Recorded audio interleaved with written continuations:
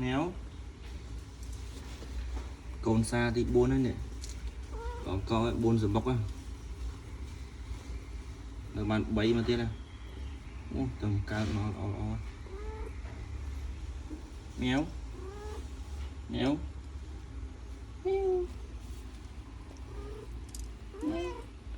một vẻ như slow đó bật cái này toàn rồi không cũng bật đó chút mèo mèo mèo